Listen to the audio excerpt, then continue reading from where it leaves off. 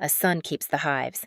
My father said it with a smile, holding up a manila folder like a trophy, and slid the deed to our family apiary across the picnic table to my brother. 40 acres, 300 colonies. Every queen in every box bred by my hands across 9 seasons. Wade had never lifted a frame in his life. He took the folder grinning. My mother clapped. And me, the one who'd raised every line of bees on that land, I refilled the lemonade pitcher and kept smiling. Nobody noticed. They never did. But here's the thing, none of them understood that afternoon. A deed names the dirt.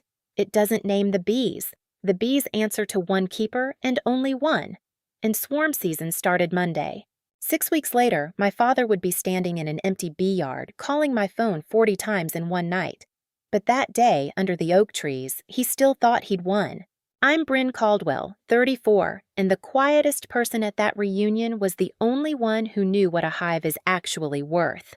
Let me take you back to that Saturday, because the smiling was the easy part. The reunion was at my parents' place, the old farmhouse that sat at the edge of the apiary land. Caldwell Family Apiary. My grandfather started it in 1961 with 2 hives and a borrowed truck. He died when I was 19, and he'd taught me everything: how to read a frame, how to find a queen in a sea of 40,000 bees, how to graft a larva so thin you needed a magnifier to see it. He used to say I had still hands. In beekeeping, still hands are the whole job. My father, Hal, inherited the land. He never inherited the gift.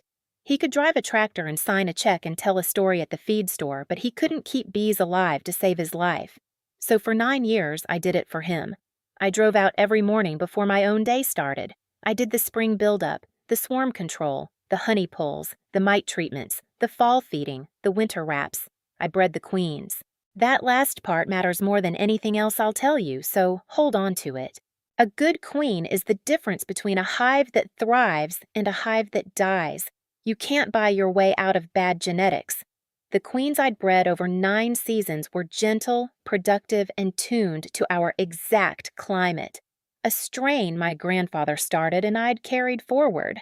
Other beekeepers in 3 counties bought my queens every spring.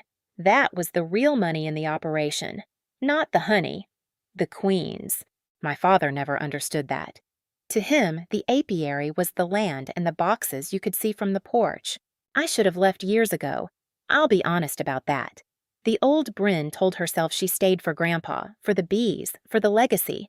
The truth was simpler and harder. I stayed because some part of me kept waiting for them to say it out loud. To say, Brynn built this. To name me. I kept the bees alive and I kept waiting to be seen. And waiting felt like belonging, so I called it love. That Saturday, I found out exactly how much they saw me. It started before lunch was even served. My mother, Loretta, was arranging the dessert table when she caught me carrying a tray of deviled eggs. "Oh, good, you're here early," she said.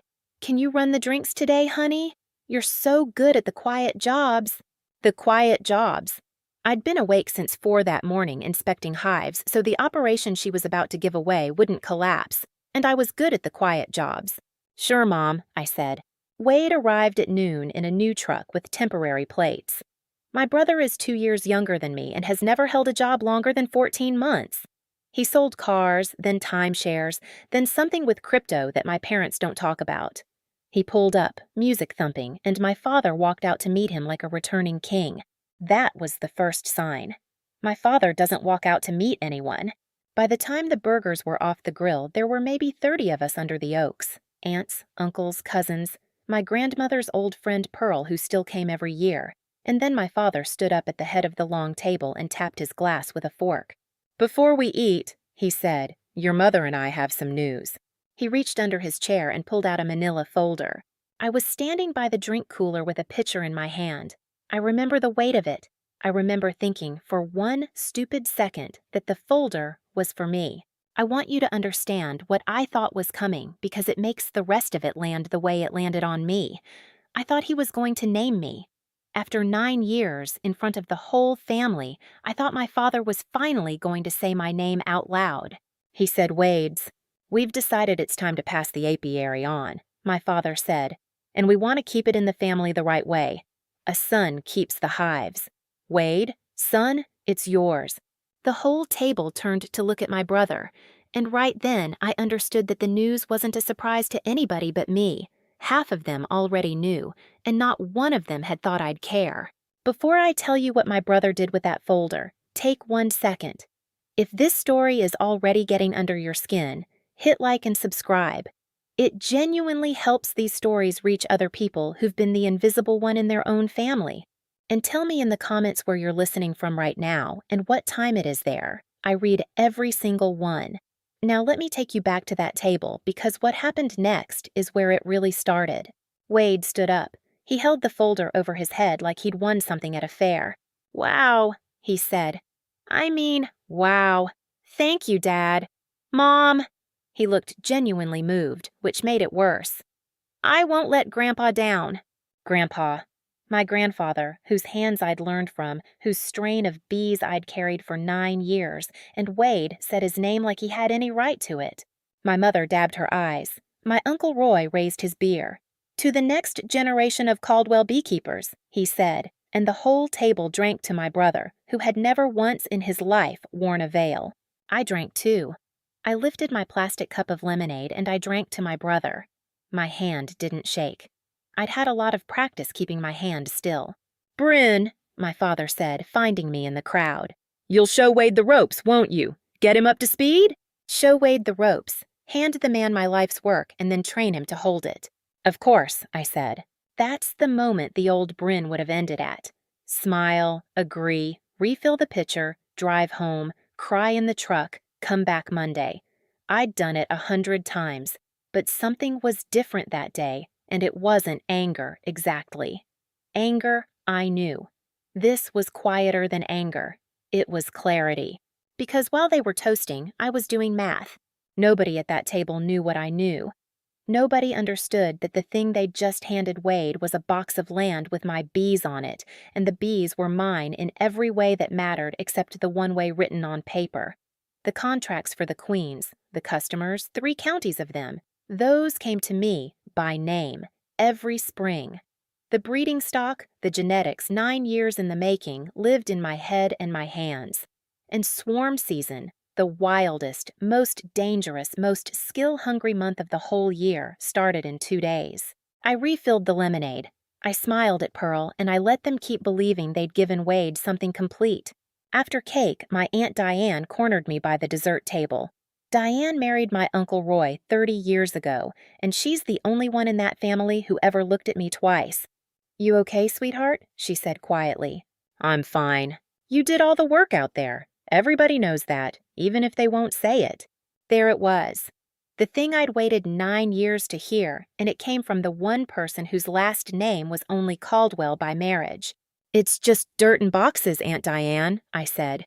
"Wade can have the dirt and boxes." She frowned, not understanding. I didn't explain.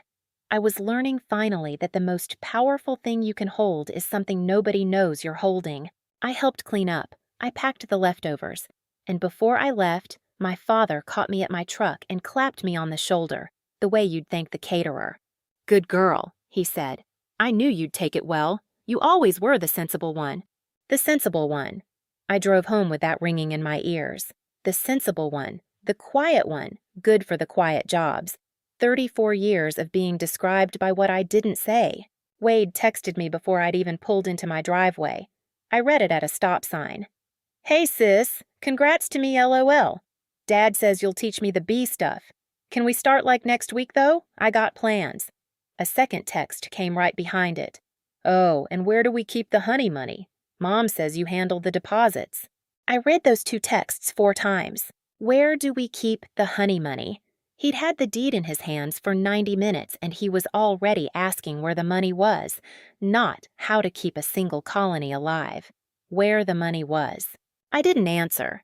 I sat at that stop sign until somebody behind me honked, and then I drove home and I thought about my grandfather. I have to tell you one thing about him because it's the root of everything. The summer I turned 21, Grandpa took me out to the far edge of the apiary, past the rows my father never walked, and he showed me 3 hives I'd never noticed before. "These are yours," he said. "Not the farm's. Yours." I started them off your grafts last spring." I didn't understand why he was separating them out. He put his hand on the lid of the strongest one. "Your daddy's going to leave this place to Wade someday," he said. "I know my son. He counts boys. So I'm leaving you the only part that matters and can't be deeded away. The blood of the bees. You keep these alive, Brynn, and you'll always have the apiary, no matter whose name is on the gate." I was 21. I thought he was just being sentimental, an old man giving his favorite a present. I told him thank you, and I never thought about it again as anything but a kindness. He died 18 months later, and for 13 years those 3 hives, and everything I bred off them, sat folded into the family operation, indistinguishable from the rest, because I'd never had a reason to pull them apart. Sitting in my kitchen the night of the reunion, I finally understood that my grandfather had seen the whole thing coming. He'd seen it from 13 years away. He'd handed me an inheritance no deed could touch and trusted me to keep it alive until the day I'd need it. The day had come on a Saturday over a pitcher of lemonade. That night I sat at my kitchen table and I made a list, not of grievances, of facts. Fact 1. The deed named Wade. The land and the structures were his. Fact 2. The bees were not on the deed. Livestock isn't real estate. 300 colonies of living flying animals that I had bred, requeened, and managed for 9 years. Fact 3. I had never once been paid a salary. My father gave me a cut of the honey, a few $1,000s a year, calling it help with gas. Everything else I'd built, the queen breeding side, the customer list, the reputation, I'd built under the Caldwell name, but with my own hands and on my own time. Fact 4, every one of those queen customers had my cell phone number, not the farmhouse, mine.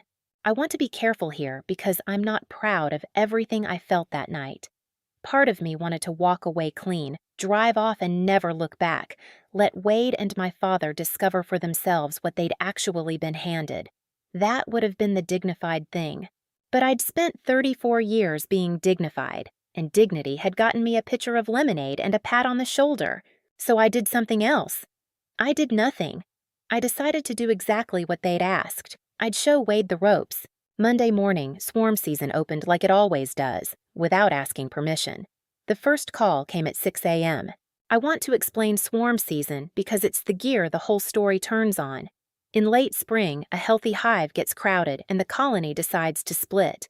The old queen takes off with half the bees in a roaring cloud, and they land somewhere. A fence post, a porch eave, a kid's swing set.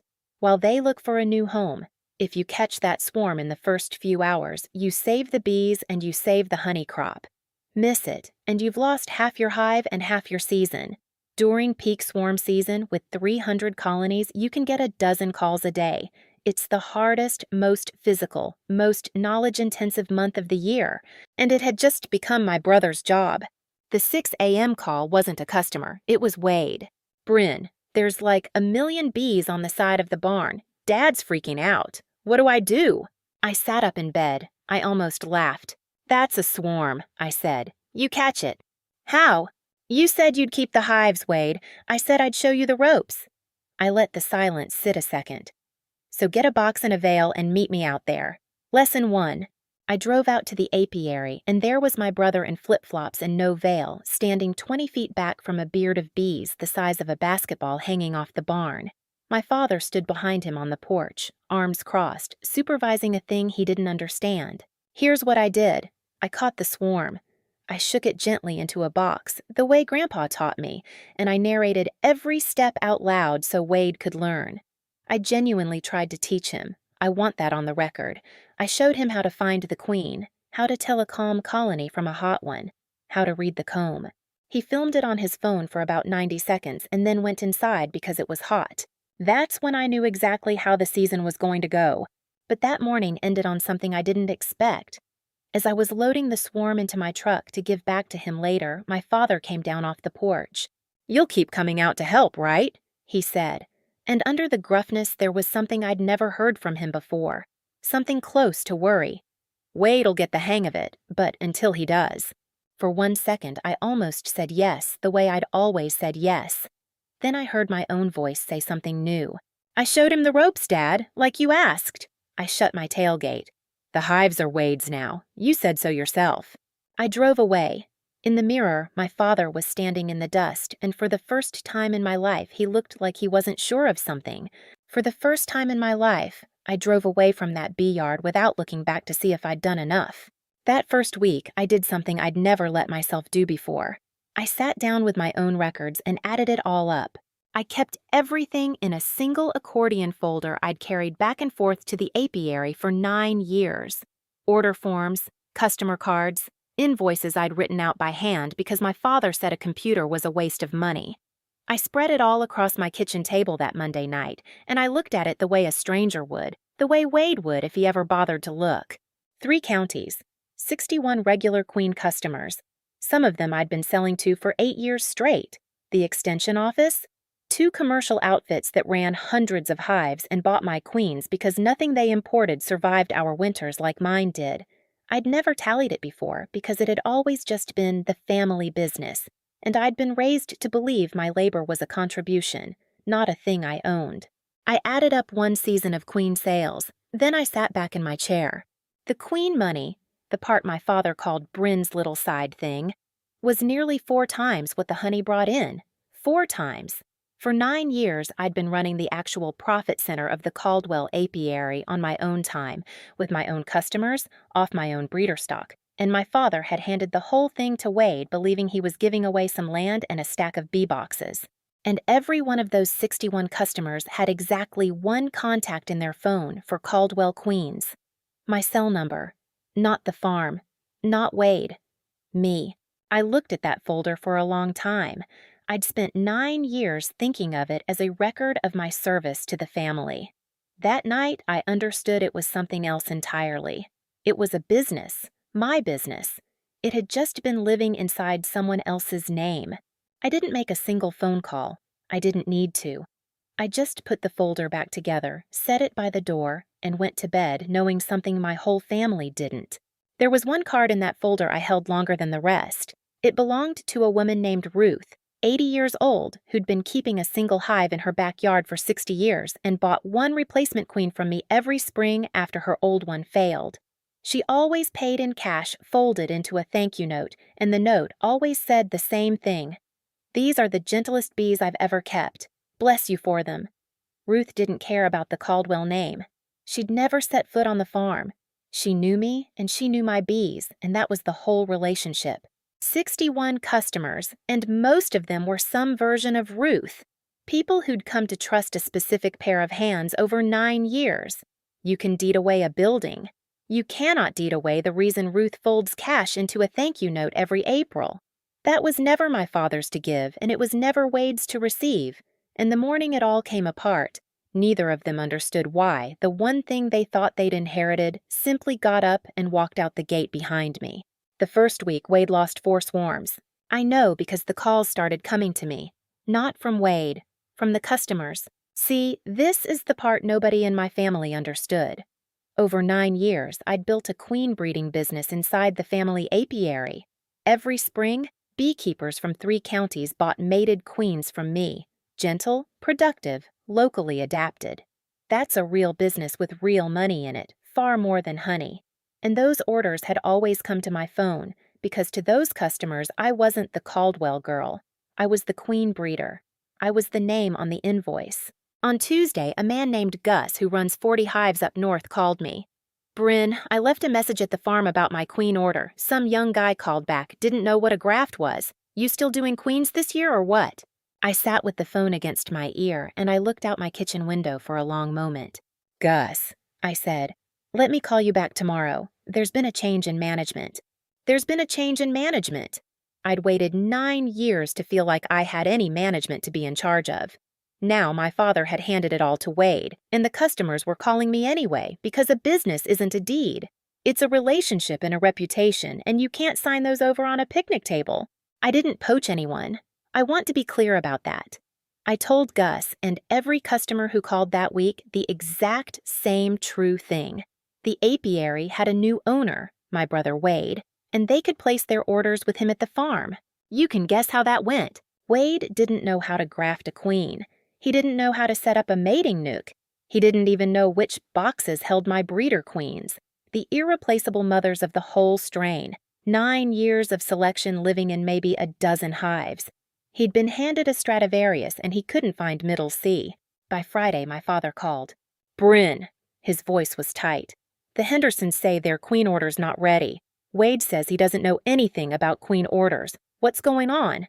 "I bred the queens, Dad," I said, "on my own time. Those were my customers." A pause. "Oh, well, you've got to teach Wade. We've got people expecting queens." "I tried to teach Wade," I said. "He went inside because it was hot." The line went quiet. I could hear my mother in the background asking what was wrong. "This is your family's business," my father said finally, and there was an edge of pleading under the bark. "No, Dad," I said gently. "It's Wade's business. You gave it to him Saturday, in front of everyone." I hung up first. My hand was steady. I noticed that. That weekend, I did something I'd been thinking about since the reunion. I drove out to the apiary one last time, to my breeder queens. The dozen hives that held the genetic line my grandfather started and I'd carried for 9 years. Now, here's where I have to be honest with you about a hard question, because it's the question that kept me up that whole week. Were those bees mine to take? Legally, the colonies sat on Wade's land now.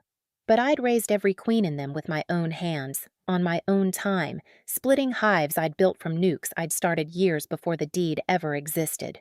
The breeder queens specifically, the mothers of the strain, I'd grafted, mated, and selected myself, off the clock, the way you'd build any business on the side. My grandfather had given me a handful of my own hives when I turned 21, mine in my name, kept on the family land by his blessing. Over the years, I'd never bothered to separate them out, because why would I? It was all one operation. It was all the families. It wasn't all the families anymore. So that Sunday, I loaded my own hives, the ones Grandpa gave me and the splits and breeder queens I'd raised from them, onto my flatbed. 11 colonies. I left the 300 that had built up under the Caldwell name. I took only what was provably originally mine, my grandfather's gift and its direct descendants. It was the most important 11 boxes on that whole 40 acres, and Wade had no idea they existed. As I was strapping down the last hive, my mother came out of the farmhouse. "What are you doing?" she said. "Those are Wade's now." "These are mine, Mom. Grandpa gave them to me. You were there." Her face went through something complicated, because she had been there. She remembered.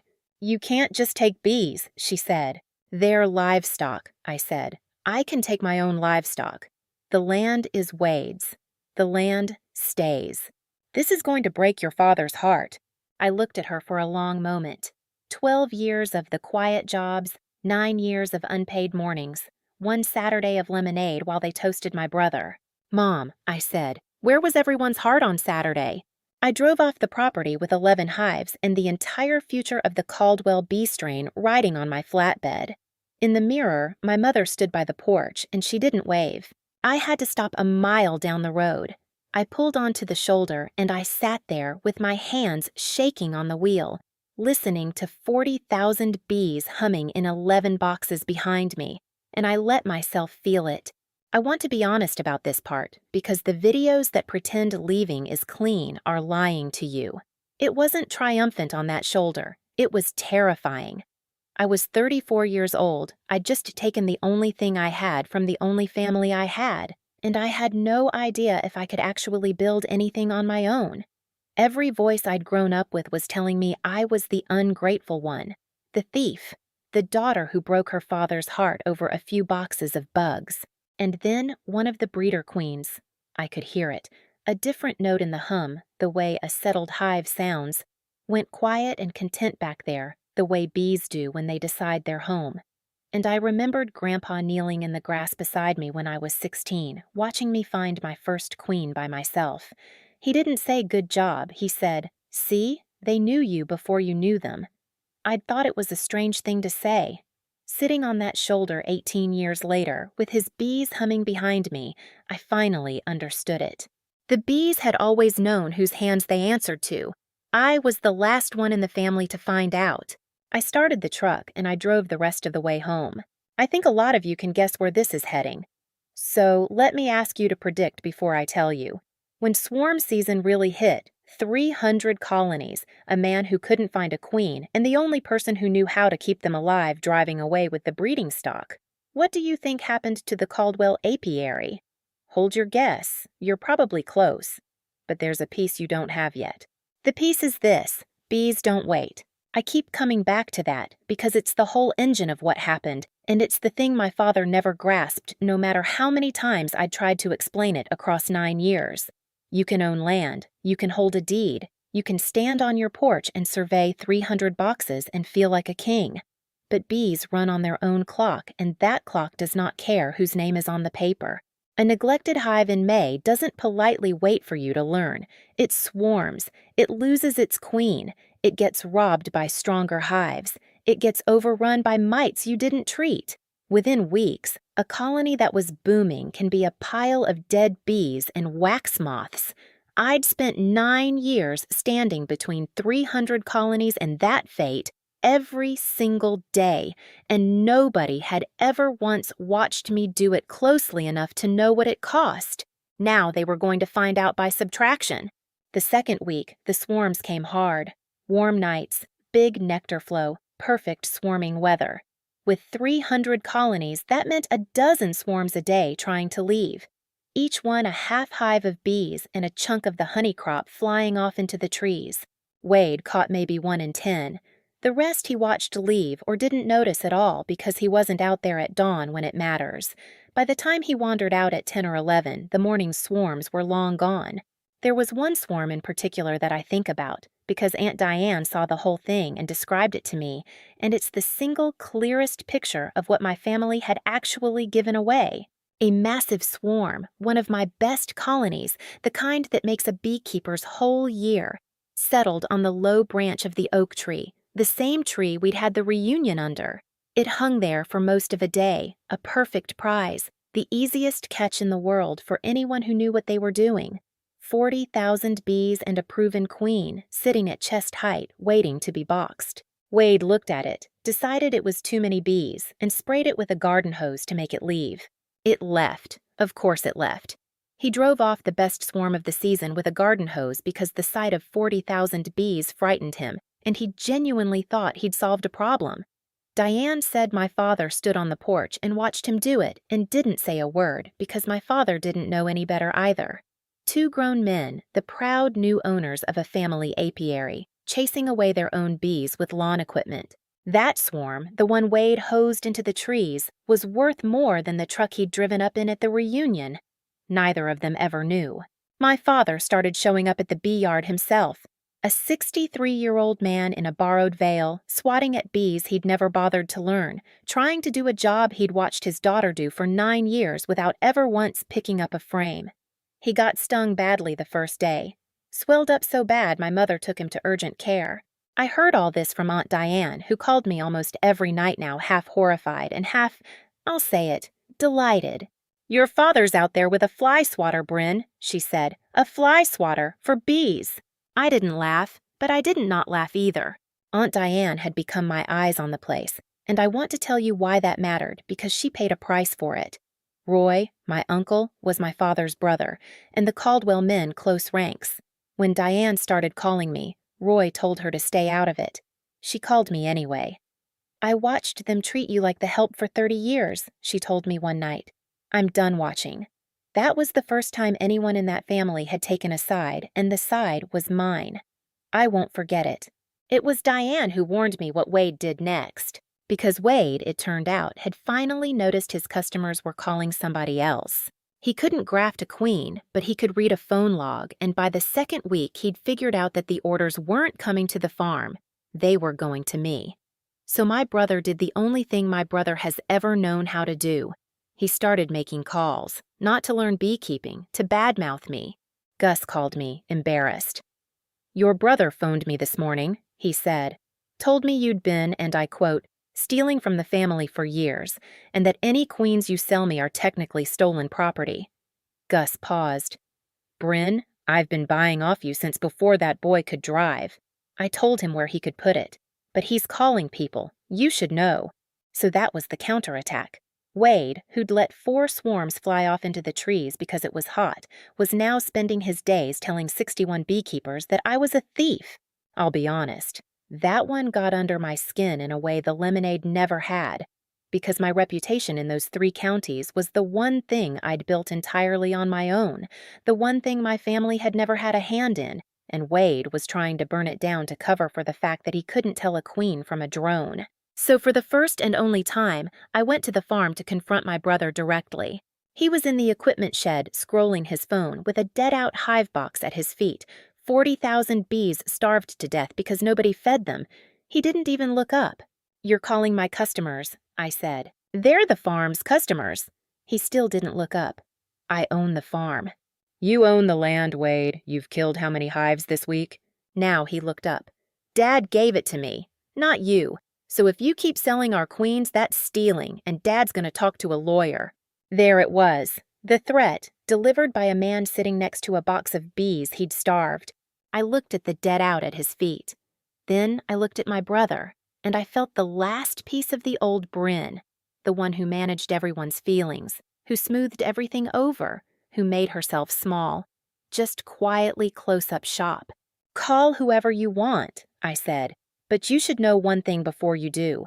The queens I sell came off breeder stock Grandpa gave me when I turned 21.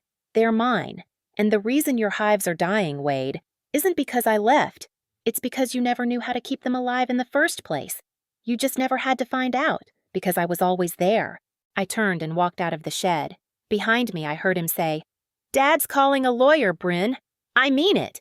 But his voice cracked on it, and we both heard the crack. 2 days later, a letter showed up, and it nearly worked. Then, near the end of that second week, I got the call I'd been bracing for since the reunion.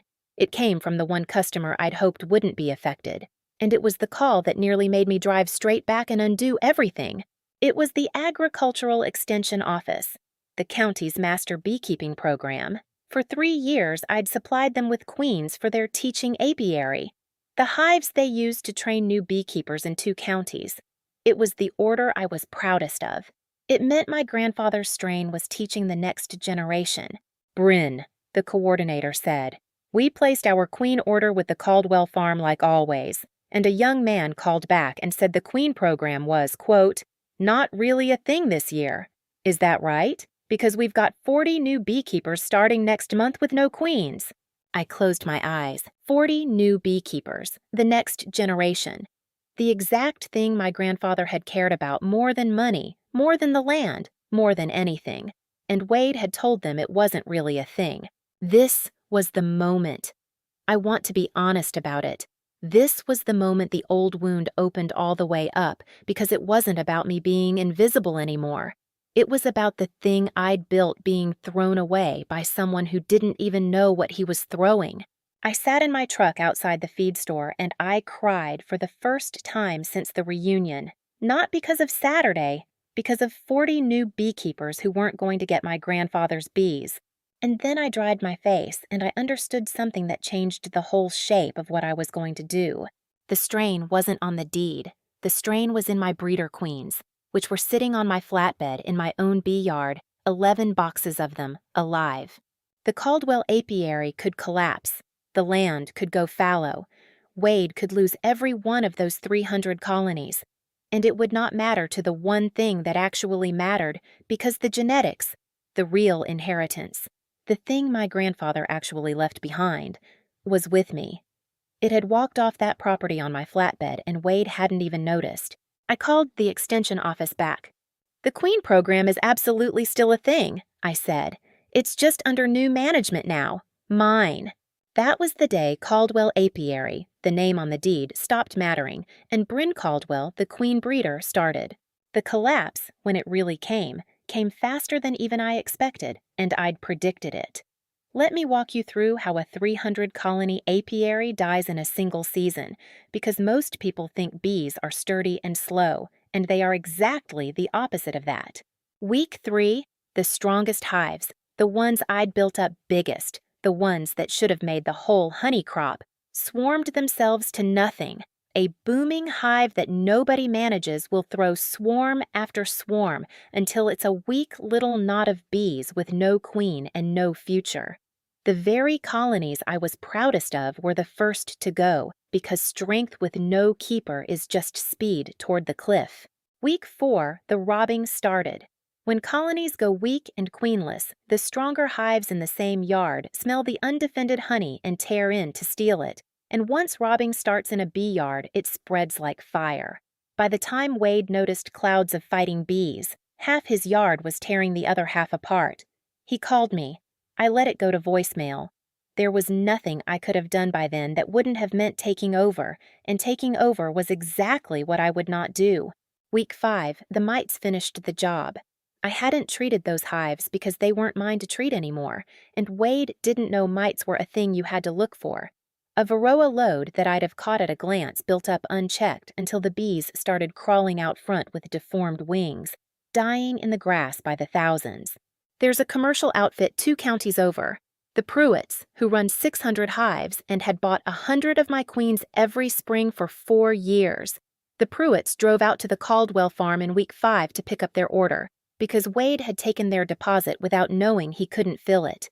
They stood in that dying yard and looked at the deformed wings and the robbing and the dead-outs, and then Mr. Pruitt called me from the parking lot.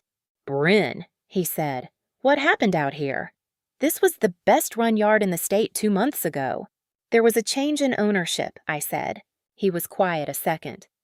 "Well, wherever you are now, that's where my 100 queens are coming from, and I'll tell everybody I know." And he did.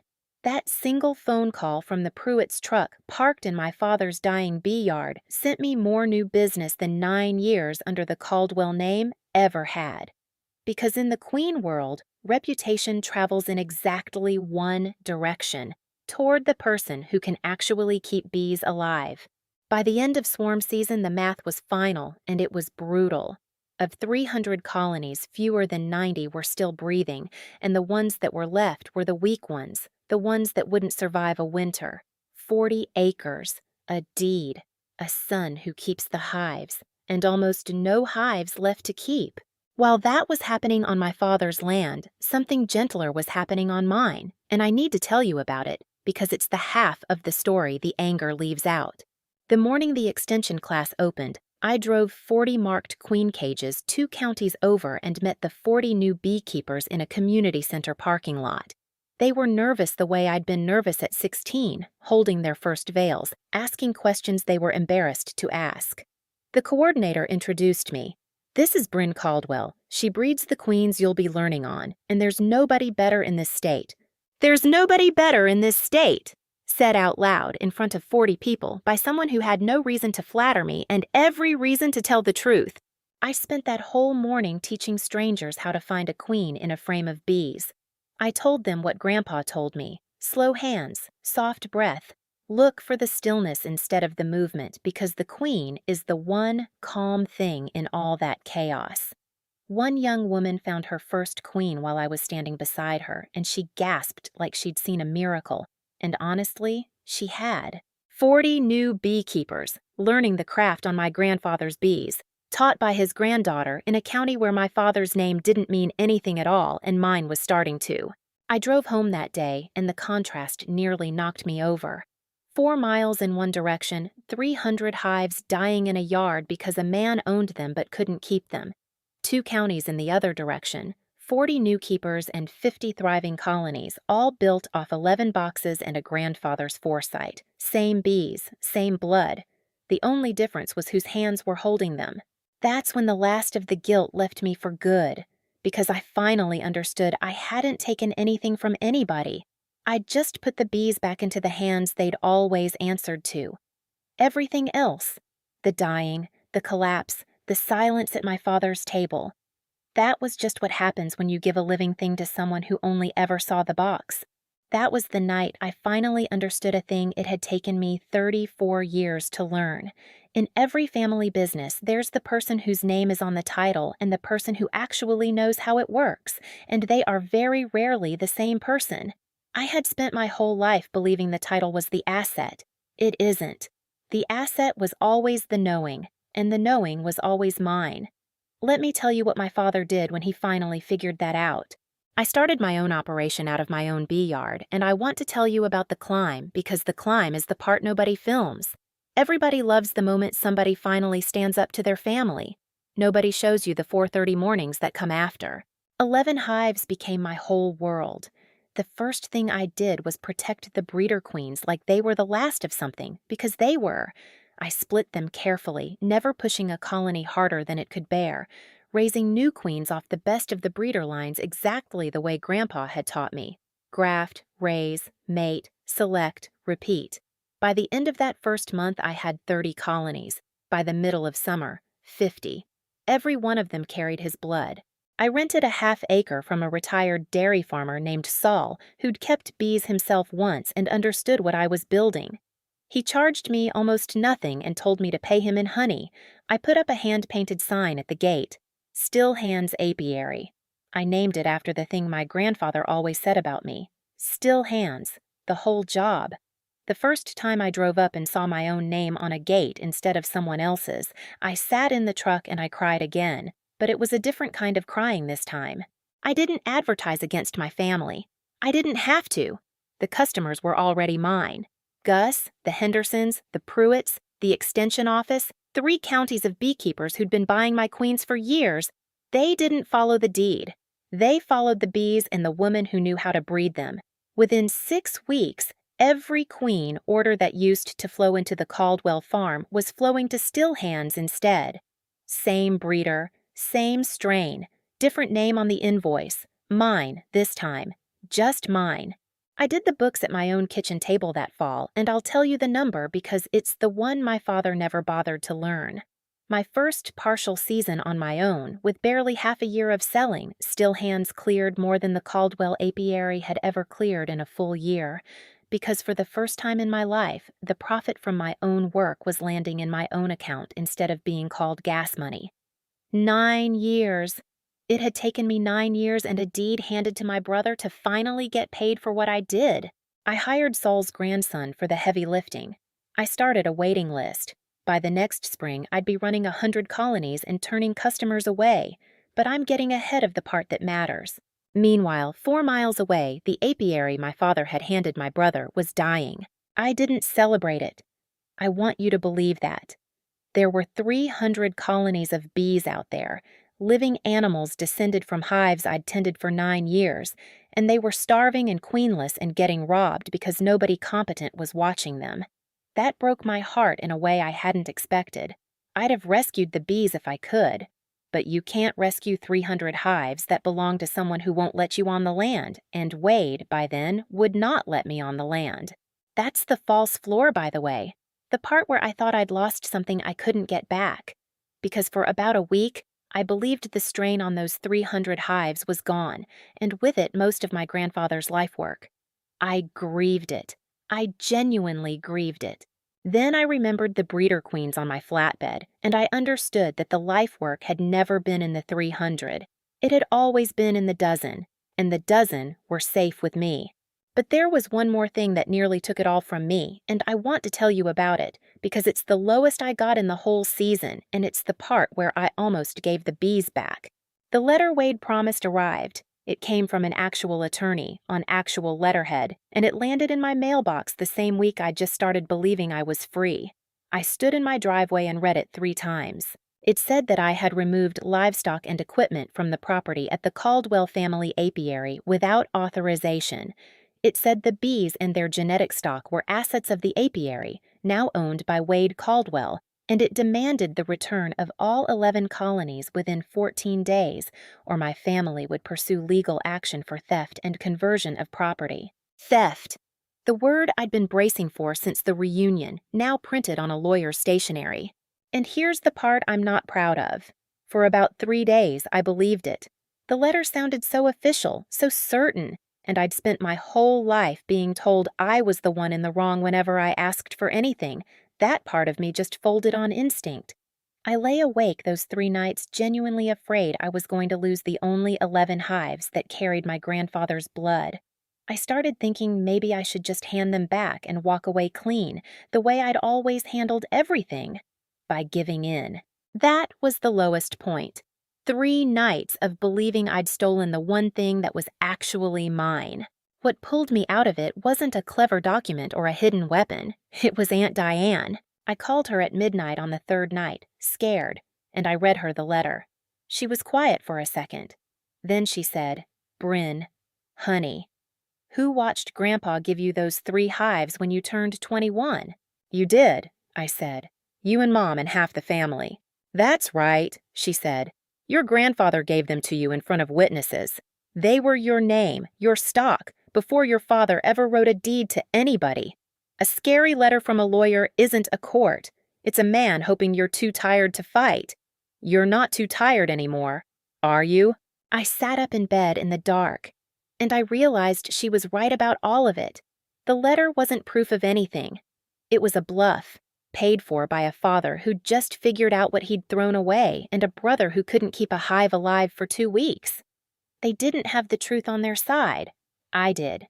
The next morning, I drove to a lawyer of my own, a real one in town, an old client of mine who kept 3 hives in her backyard and had bought queens off me for years. I showed her the letter. She read it and almost laughed. "So they gifted you livestock in front of witnesses 13 years ago. You took your own animals off land you have a verbal license to, and you left their 300 hives untouched," she said.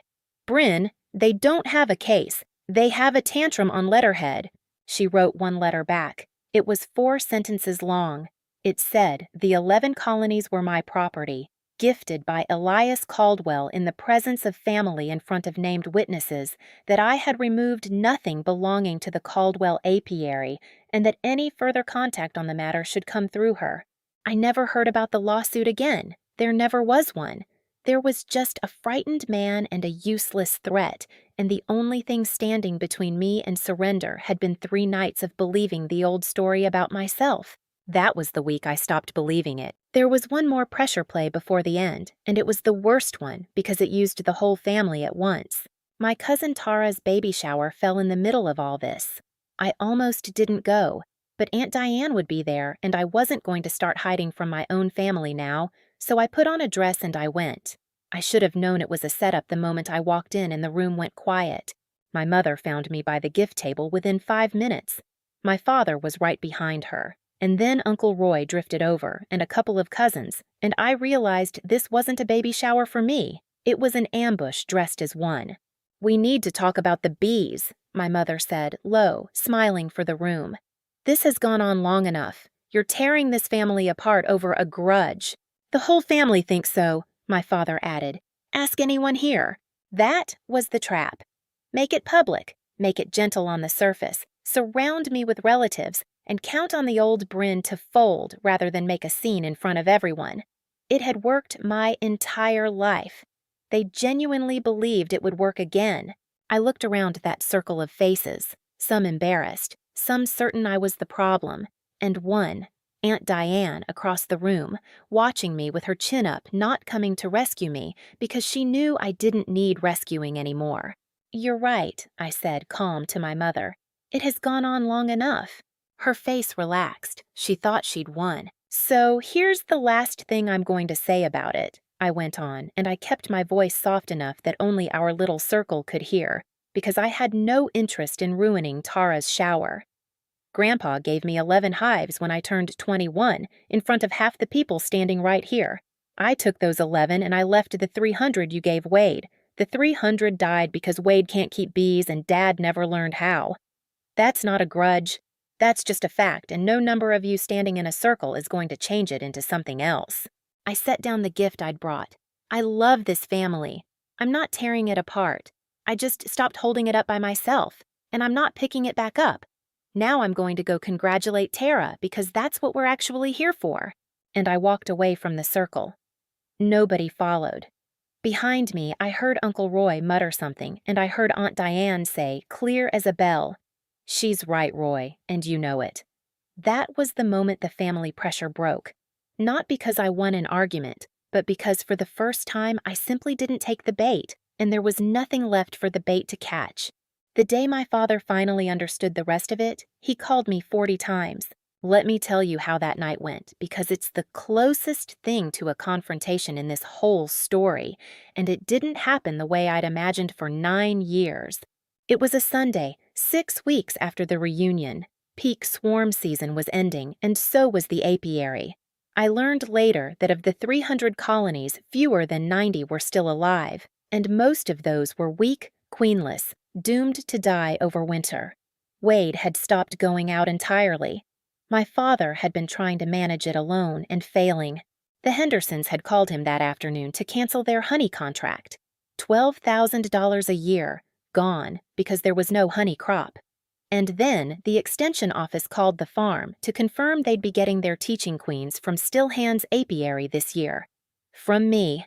That's the call that did it. That's when my father finally did the math I'd done 6 weeks earlier at my kitchen table. He understood all at once that the thing he'd handed Wade was an empty box, that the bees were dying, that the customers were gone, that the queen business, the real money, the real legacy, had driven off his property on my flatbed while he stood on the porch calling me a good girl, and that there was nothing on that deed, not 1 acre, that could call it back. He called me at 8 p.m. I didn't answer. He called again at 8:04, at 8:15. I sat at my kitchen table and watched the phone light up while I filled out queen invoices, and I let it ring 40 times. It wasn't cruelty. I want you to understand that. I'd answered that phone every dawn for 9 years. I'd come running every single time the apiary needed saving. The one thing I had never once done was let it ring. So I let it ring. Around 9, he stopped calling and drove to my house instead. I heard his truck in the gravel. I opened the door before he could knock, and there he was on my porch. My father, 63 years old, stung and sunburned and smaller than I'd ever seen him. "The bees are dying," he said. "No hello, same as always." "I know," I said. 300 hives, Brynn, your grandfather's bees." "My grandfather's bees are fine," I said. "They're in my yard. The ones on your land are Wade's, and Wade let them die." He flinched at that. Then the bark came up, because the bark always comes up. "You took them. You stole the strain. You poached my customers, and you let your own family go under to do it." There it was. The accusation I'd known was coming. And here's where the old Brynn would have crumbled, apologized, offered to come fix everything by Monday. Instead, I just told him the truth, calm and flat, the way you tell someone a fact they should already know.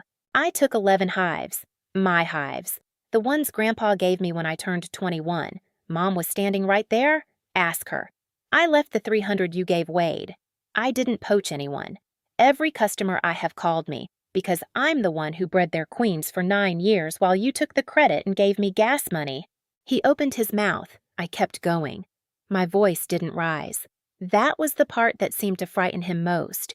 "Why, you gave Wade a deed, Dad. You think a deed is the apiary. It isn't.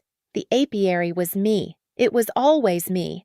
You handed my brother 40 acres of dirt, and you thought you'd handed him my whole life because you never once looked closely enough to see the difference." My father's jaw worked. He tried one more time, the way he always tried, by changing the subject to money, the only language he'd ever trusted. "The Pruitts pulled their contract," he said. 100 queens. The Hendersons canceled the honey. You know what that's worth? You know what you've cost this family? And there it was, the real wound under his, finally showing itself. He wasn't grieving the bees. He'd never grieved a bee in his life. He was grieving the money, and he was standing on my porch trying to make me feel responsible for the collapse of a thing he'd given away. "I didn't cost you anything, Dad," I said. "The Pruitts didn't follow a contract. They followed the queens. The Hendersons didn't cancel because of me. They canceled because there's no honey, and there's no honey because nobody pulled the swarms. You keep saying I took it. I didn't take it. I just stopped carrying it and it fell because you'd already handed it to someone who couldn't hold it." His face changed then. Not softer, just older. Like the math had finally finished running behind his eyes, and the answer was worse than he'd let himself imagine. "Wade said you stole the strain," he said, quieter now. "Wade doesn't know what a strain is," I said. "That's the whole problem. You gave the apiary to the one person who doesn't know what the apiary is." The silence on that porch was the loudest thing I've ever heard. A son keeps the hives, I said quietly, giving him back his own words. Okay. Wade kept the hives. They're dead in the boxes right now. The bees that are alive are with the person who knows how to keep them. That's not revenge, Dad. That's just how bees work. I tried to tell you for 9 years. He stood there, and for one moment, his face came apart, and I saw something true under it. Not an apology. He never apologized, but something close to it. A man realizing, far too late, exactly what he'd thrown away, and that he'd been holding it the whole time without ever knowing its name. You could come back, he said finally, and his voice cracked. Run it for Wade. We could— No, I said. Just that. No speech, no list. 9 years of swallowed words, and I needed only the one. I have my own apiary now, Dad. It's called Still Hands. Grandpa would know why. My father stood on my porch a moment longer. I thought he might try one last thing. He didn't. He just looked past me through my open door to where I had a flat of mating nukes warming under a lamp on the kitchen table. Baby queens, the next generation of the strain, being raised right there in my house. I watched him see them. I watched him understand that the apiary was still alive, that it had simply moved 4 miles down the road into a rented half-acre and a woman's kitchen, and that he would never get it back because it had never really been a place. It had been a person, and he'd spent 34 years not seeing her. Then he turned and walked back to his truck and drove away, and I watched his taillights go down my gravel drive the way I'd watched his taillights so many times over the years, except this time I was the one staying, and he was the one driving off into the dark with nothing. I stood on the porch until the sound of his engine was gone. Then I went back inside and checked the baby queens under the lamp, the way I check them every night, and they were fine. They're always fine. They know whose hands they're in. The Caldwell apiary, the one on the deed, did not survive the winter. Of the 90-some colonies still limping along when I last had eyes on the place, almost none made it to spring. Wade put the bee equipment up for sale online in October. Boxes, frames, extractors, the whole setup. And I'll admit I drove past the farm once, in November, and saw the empty pallets where 300 hives used to hum. The 40 acres were still there. The deed was still real.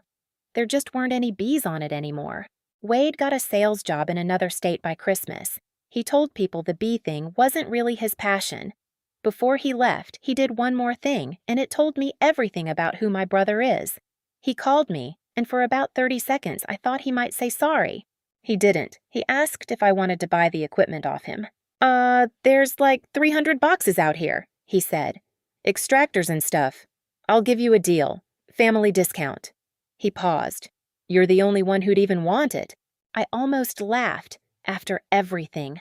The lawyer letter, the calls telling people I was a thief, the dead-outs he'd starved. My brother's instinct was to try to sell me the wreckage of the thing he'd destroyed. And the saddest part was he wasn't even being cruel. He genuinely couldn't see it. To Wade, it was just inventory. He'd never once understood that the apiary was alive. No, Wade, I said. I've got everything I need. I did too. I had 11 hives that had become 50. I had the strain. I had the customers, the name, and the only thing on that whole 40 acres that had ever actually mattered. My father aged 10 years and 6 months. The Hendersons, the Pruitts, the extension office.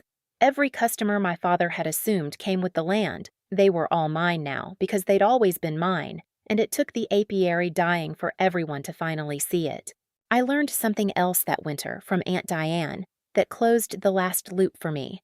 She told me that at Thanksgiving, with the apiary gone and Wade already packing to leave, my grandmother's old friend Pearl had asked my father straight out, in front of everyone, "Hal, why on earth didn't you leave that operation to Brynn? She ran the whole thing." And my father had no answer. He just looked at his plate.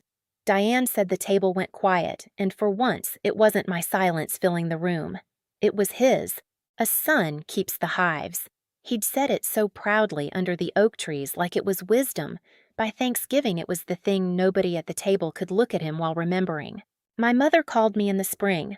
the first time she'd called since I drove off with my 11 hives. "Your father's not doing well?" she said. He sits on the porch and looks at the empty yard. I didn't say anything cruel. I didn't say anything triumphant. I'd gotten everything I needed already, and none of it had to do with my father suffering. "I'm sorry he's hurting, Mom," I said, and I meant it. "But I'm not coming back." "He never could say it, you know," she said suddenly, quietly. "That it was you, that you were the one who kept it all alive. He couldn't even say it to me." And there it was. The thing I'd waited 34 years to hear, arriving secondhand through my mother on a spring afternoon, about a man who still couldn't say it himself. Here's the strange part. It didn't hurt the way I expected, because somewhere in those 6 weeks of swarm season, I'd stopped needing my father to name me. I'd named myself. The sign on my own bee yard said it. The invoices said it.